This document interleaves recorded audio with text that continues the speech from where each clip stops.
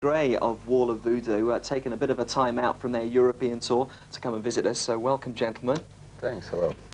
I'm really intrigued by your new LP, Happy Planet. Basically, it seems to be like a succession of stories, Andy. Can you expand on that a bit, the thinking behind the LP? Yeah, the LP seems to revolve around a certain alienation that a person might feel in California, the sort of a false paradise of California. Do It Again being sort of Adam banging at the gates of Eden to be let back into some sort of innocence, to put it simply. And most of our characters on the album are at that type of crossroad. The woman who Elvis bought the Cadillac for, Dora, is a true story.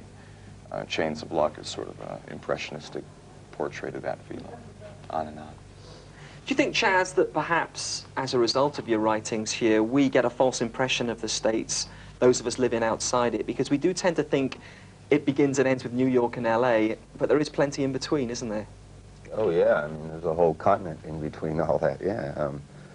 It's really diverse, that whole part of the country, really different. I think we write about a lot of those characters ourselves, though our band does anyway, because we see them come to Los Angeles from those other parts of the country, and so it's interesting to like find out what their story was and what made them come and why they left. Yeah, a lot of them have like a real purity about them, the people from the middle of America, that they tend to trade away once they get to Los Angeles, which is what we like to write about. Sort of sacrifice to the god of Hollywood or something.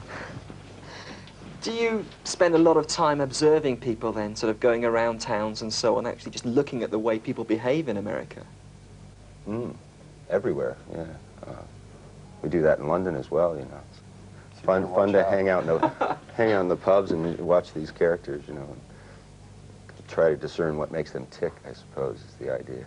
Although, I guess for us, it's most fun in America, isn't it? Because they're like, well, the places they're wacky. Yeah, the places where they're in, it's like, you know, the racetracks, and I mean, just Hollywood itself is such an incredible artificial town that to put anybody there and watch them respond to it is quite stimulating. We'll be doing a thesis later. Yes. Yes. At a certain point, though, there does have to be a trade-off, Andy, doesn't there, between your own views of people and so on, and yet the fact you have got to sell records. So, do you think people necessarily have to understand what you're writing about?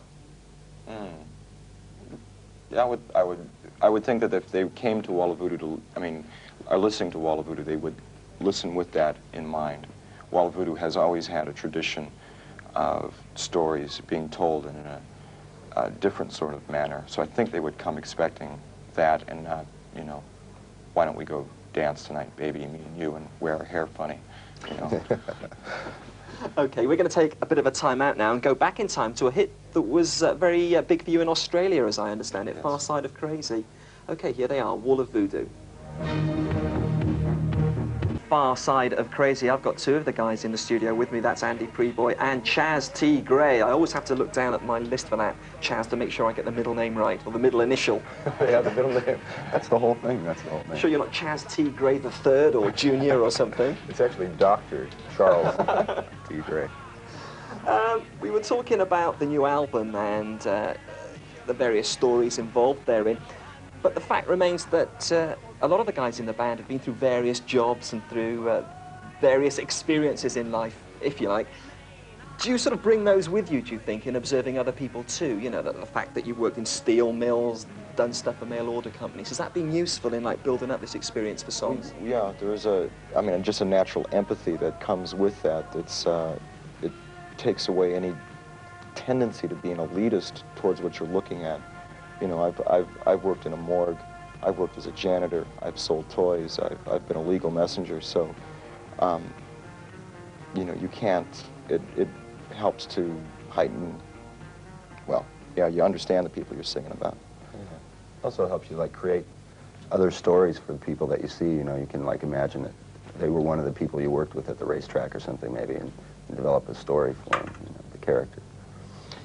Now, the band started life as a horror film soundtrack company, I think, and it seems to me now that a lot of the images that you use and the music that you make seems to be quite filmic in many respects. Would you agree that often the songs are soundtracks. Yeah, I think since we did start off that way, we've always thought in sort of cinematic terms about the music. We like it to conjure up like as many images as the lyrics themselves do. And we'll write songs either way. Sometimes Andy will have the lyrics first, and then we'll write the music to sort of flesh that out and make it sound like the story, or we'll write the music first and then write a story according to that. Maybe. Makes it fun, I think. What about the images you use in your videos? Are they hard to come up with, or is it very obvious what sort of thing you're going to represent as soon as you've written the song? Well, on this one, both for Far Side of Crazy and Do It Again, these were the people who were putting these together had their interpretation of Wall of Voodoo, and it came to they came to us with it, and it just clicked. You know, we did do a little bit of adding to it, but it's a matter of trust that we like with the two videos we've done, is to see somebody else's view of Wall of Voodoo.